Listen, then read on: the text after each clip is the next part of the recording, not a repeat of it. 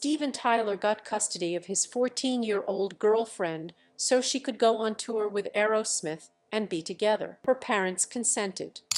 John Travolta refused to give his son his prescribed epilepsy meds because Scientology doesn't believe in mental illnesses, and as a result the son died. Karl Malone, ex-NEBA player, impregnated a 13-year-old girl while he was 20 in college. Did not have a relationship with the kid. Boy George, man handcuffed an escort to a wall and beat them with a metal chain.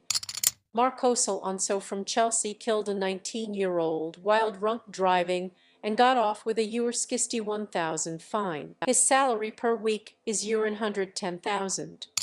Most people remember Rick James for his catchy, funky music, his erratic drug issues, or the hilarious Chapelist show Charlie Murphy True Hollywood Stories skit What People Don't Bring Up As Commonly, Ankh 100 in 1991. James and his girlfriend Tanya Hijazi were accused of holding 24-year-old Frances Sally hostage for up to 6 days, tying her up, forcing her to perform sexual acts, and burning her legs and abdomen with the hot end of a crack cocaine pipe during a week-long cocaine binge. He faced life in prison for kidnapping, assault, and torture, but only received a 5-year sentence and ultimately served 2 years total.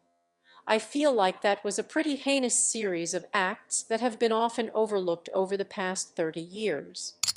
I was on a plane once with Will Wheaton, and he just sat there with his headphones on watching a movie. He didn't try to entertain all the other passengers with his witty banter and regale us with stories from Star Trek. Nothing. Just sat there in silence and politely stood up when the lady on the window seat needed to go to the bathroom. Steven Seagal is a serial rapist and a fraud. I recommend that Behind the Bastards podcast episode about him. Literally anything Chris Brown has ever done fits here. Chris Benoit is more known for the circumstances of his death. Long story short, he's a wrestler, received too much chair shots to the head in his career, developed the brain of a 80-year-old man at barely 40, had a breakdown and killed his wife, his son, and then himself. Since they learned this, we tried to basically bury him and act like he never existed, despite the fact that he was an enormous main eventer back then. Vierian is aware of this, and it's off and debated whether Benoit is a victim or not. But then you have Jimmy Snuka over there who killed his girlfriend in cold blood for seemingly no reasons, and this motherfucker is in the Hall of Fame, and no one seems to care. Matthew Broderick killed 2 people in a reckless driving accident and only paid like $200 to get out of it. Coco Chanel was a big supporter of the Nazi Party. Till also Ebbs are terrible driver. Swell. This really blew up. Thanks for the award, kind stranger. Remember the Panama Papers? Yeah, they are still doing it. Drake was on stage confirming the girl he was kissing and touching was underage. He kept going. Jimmy Page, Led Zeppelin's guitarist, had a 14-year-old girlfriend, and he knew exactly what he was doing. Most rock stars from the 70s. Lowell. Just everyone that's with the Church of Scientology, an organization known for their shitty and psychotic practices. From Tom Cruise to John Travolta, they're all ignored because they're A-list actors even though they're involved in a goddamn cult. Where's Shelley? David? People are still playing Chris Brown on mainstream radio like he didn't try to kill Rihanna. In the early 90s, Tom and Rose and Bar Arnold financed a large-scale meth operation in southeast Iowa that ran through Tom's brother-in-law's horse breeding operation. This one doesn't get a lot of publicity, but to the locals, it's just a known fact. Didn't expect this to blow up. Some background information. At the height of their celebrity, Tom and Rosen spent nearly every weekend in Wapello County, Iowa with his brother-in-law Floyd, who was sentenced to 50 years in federal prison for meth. Tom and Roseanne, at the time of the bust, were building a mansion in Eldon, Iowa. Eldon fucking Iowa. Anyone from that area knows the only thing in Eldon is and was meth. My personal sources on this are known associates that did various amounts of time from the bust at Floyd's ranch, his neighbors, and a litany of people who partied with the group in the early 90s. It's assumed by most of those that Tom and Roseanne are the unnamed informants in Floyd's deposition. They stopped building the mansion and just left it abandoned at that time. Roseanne has never been back. I'd like to take a moment to point out that all Pee Wee Herman did was masturbate in a porn theater. So, fuck your smug righteousness, Sarasota, Florida.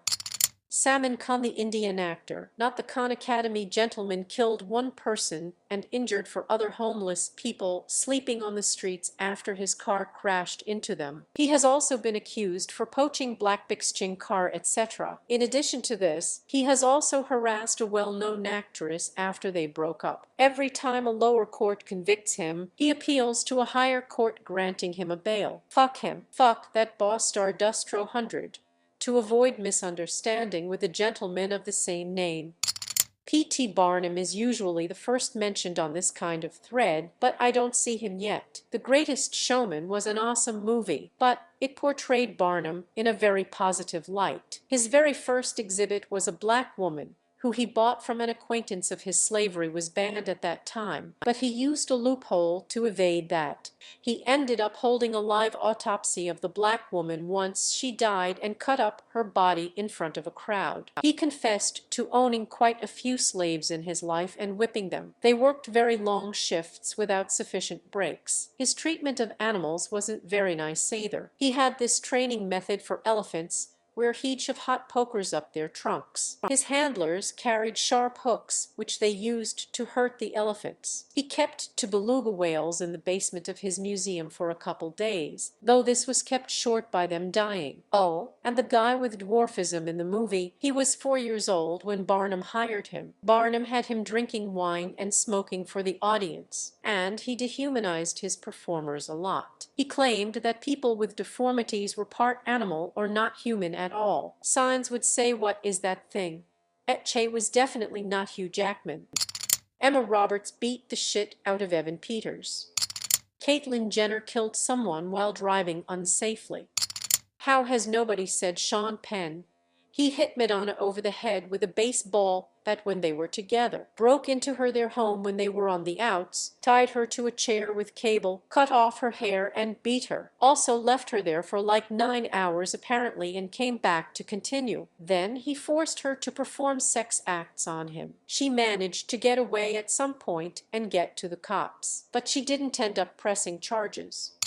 Elvis Presley met and pursued his future wife Priscilla when she was 14 and he was 24. Melissa Benoist's first husband almost blinded her, so she's been doing the Superger TV show for a while now, but a few years back news came out that she had hurt her eye. She said she had tripped or something, had hurt herself at home. Nope, her first husband threw his phone at her in a fit of rage, hit her in the eye, and she almost lost her sight. Glad she left that psycho. Joe Exotic was a creep on top of being a liar and criminal, but for some reason only Carol Baskin is hated on.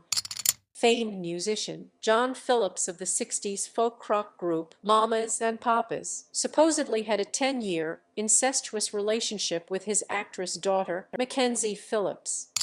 Amy Schumer admitted to sexual assaulting a drunk guy and a cab driver. Remember that time in 2015 an Olympic gold medalist kills someone with their car? Tekashi 69, he's a proven pedophilist, and yet so many people just don't care. I could never listen to or support someone who hurt anyone, especially children, like that. It's disgusting.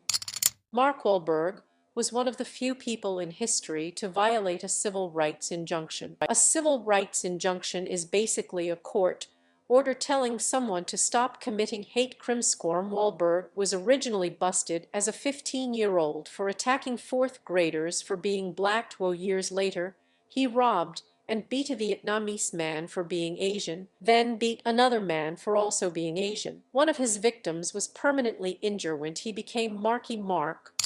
Here in Chicha we have folk singer who was acting during communist regime that he was against it. In reality, he was collaborating with secret police and reporting dissidentized to this day. Most of people would call you an envious one if you bring it up again while he is enjoying popularity in Czechia and Poland, receiving a prize by Putin, and creating racist songs against refugees.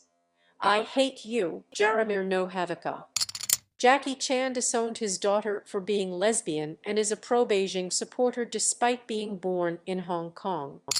During the filming of the Twilight's own movie, John Landis demanded a scene be shot in the middle of the night and beyond the amount of time that child actors are allowed to work. Paid off their parents in cash from his own pocket. During the scene, there were big pyro effects and a helicopter pilot hovering dangerously low. The pilot was trying to keep safe, but Landis kept telling him to get low. Prorio blast damaged the tail rotor of the helicopter, which lost control and crashed, decapitating an actor and one of the children. The second child was crushed to death. Mistake. The passengers in the helicopter were not killed. Cardi B. She admitted to drugging men and stealing their money when she was a stridge pruner. Lennon. He was a narcissistic wife beater. Jeffree Star. The amount of followers he still has after everything he's done is amassing. Holy shit. This blew up. First of all, thank you fellow Redditors for the awards. For all of you asking what has he done, there's very good information and sources provided in this thread, so make sure you look it up and do not support him. Also, I fixed a grammatical error in the original sentence. I really don't understand how Andy Dick hasn't been cancelditude. He has been waving his dick where it doesn't belong and touching people inappropriately for 30 years. This isn't even a secret. I guess people just don't think about Andy Dick. Notre Dame football coach Brian Kelly. Kelly insisted on having student videographers record practices. Back in October of 2010, the region was experiencing a very bad windstorm, 50 mph gusts, and Kelly hated to move practice inside, so once rain lighting was over, he moved it back outside. Despite the high winds, the videographers had to climb into scissor lifts and ascend up to 40 feet high in this weather. As you can guess, the wind eventually blew over one of the lifts, sending it crashing down to a nearby street and killing the videographer, 20-year-old Declan Sullivan. Just before the accident, Sullivan tweeted out some heartbreaking messages expressing his fear over the situation. Team's practice continued for 25 minutes after the scissor lift fell over. Despite the university being determined to be at fault for Sullivan's death, Kelly was never really held to account for his reckless decision to hold practice outside in horrendous weather and to continue to have the videographers up on unstable lifts. It should have ended his coaching tenure at the school that year, but collegiate sports money and power doesn't abide by such silly notions of responsibility. Boy George. He captured and tortured someone, chained him in his room. I believe he only served a short sentence. Chega was banging a 16-year Jenner spawn and didn't care who knew about it. Roman Polanski drugged and raped a child, then fled America rather than serve his sentence. Yet, Hollywood folks still work with this child rapist and fugitive from justice. France won't extradite him, and people actually say he should be forgiven and allowed back from Exileno. He should be castrated with a rusty knife and left without any medical treatment. Steve Jobs denied his own daughter for years.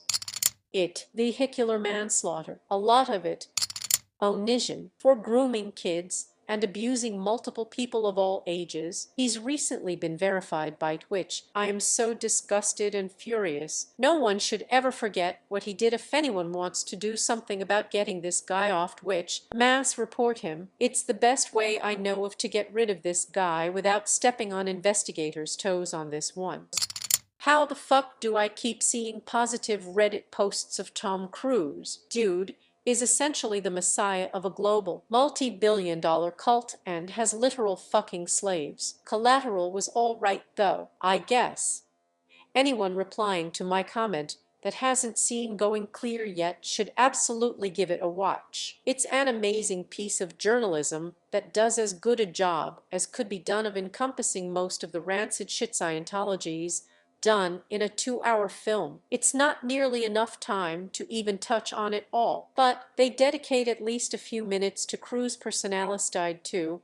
I commented this further down, but I'll just put it up here as well. Okay, everyone keeps asking about the slaves. To elaborate on that, the Church of Scientology is almost entirely operated by church members that are paid literally nothing or as close to nothing as legally possible. They all work their asses off, but people that are on bad terms will be forced to do like 120 hours of manual labor in a week and live in extremely poor conditions, like 20 people to a room with cots and shit. With Tom specifically and some other high-ranking members, the church appoints dozens of these people to cater to their every whim. At any given time, Tom generally has dozens of people personally appointed to his properties to work as cooks, maids, butlers, handymen, for no compensation on behalf of the church. Whether or not they should be called slaves is up to your definition of it. They're technically there of their own volition, but when you consider that the church has systematically removed all outside sources from these people's lives, including their friends and family, and they're now their only support system, or that these people have donated all of their money and worldly possession to the church and have nothing for themselves or anywhere else to go, or for instance the kids that were born into the church whose only friends and family they've ever known will abandon them if they speak out against it. Kinda slaves. I don't know how overlooked this is, but Kevin Spacey and the fact that 4 witnesses have died who were supposed to testify against him in his sexual assault case. That's just shady. Jared Leto has a fringe group of young women follow him around and refer to him as a leader. His hair is long and flowing, wears some long white smocks. Something is brewing with that. Marilyn Manson mentally and physically abused Devin Rachel Wood and groomed her. Honestly, I cannot believe Kanye, man who is over 40, got away with bullying Taylor Swift for over a decade when she was 18, publicly humiliating her at the VMA Awards. Him and Kim edited the video getting permission from Taylor and managed to get the internet on a witch hunt against her, then making a wax model of her naked body for the famous music video, which is just disgusting and borderline revenge porn. Forgot to mention that Kanye West got a whole stadium to chant "fuck Taylor Swift" when she was publicly hated and at her lowest. Kim is just as equally responsible for what Taylor went through. Seinfeld dated a 17-year-old, and everyone ignores the amount of people who think 38-year-olds dating 17-year-olds is okay. Is surprising to meet it too. Would you let your 17-year-old daughter fuck a 38-year-old man just because it's legal? Mike Tyson raped a girl in '91. Mark Wahlberg shouted racist comments while also throwing rocks at a group of 4th-grade black children. Kiefer Sutherland has at least a few duos under his belt. Kevin Costner tried to build a casino on Siouxland after starring in Dances with Wolves. You always hear about Pancho Villa, but hardly ever about his right-hand man, Rodolfo Firo lived to kill. He would kill at the first chance, and would do so in a casual manner. One time, he and another one of his henchmen were arguing as to which direction a man falls when he is shot and killed. He argued, Firo, that the man would fall face first, the henchman that he would fall backward, until all of a sudden Firo took out his gun and fatally shot a passerby in broad daylight. The man fell face first and Firo won that argument. Sarah. Chris Brown, total price of shit, and that other pedo musician whose name escapes me right now, married Aaliyah when she was 16 or something. R. Kelly, that's him, total cunt. Ian Watkins, lead singer of Lostopritz, currently serving lots and lots of time at Her Majesty's pleasure for assorted child sex offenses, including trying to arrange something so despicable that I can't type the words. I used to love their music, now I just feel sick when I think about it. Deleted. Donald Trump has almost 50 rape allegations. Don Stallworth ex-Fennel hit and killed someone with his car. Only got 30 days, which he didn't full serve. John Mulaney saw what they were doing to Tyler, and he did nothing. John Stamos admitted in Jane magazine to tricking a girl into having sex with his friend. He bragged that he started making out with this girl in a dark room, got up to brush his teeth, and then let his friend go in and have sex with her. No one mentions it. Some dirt bags just get a pass, I guess.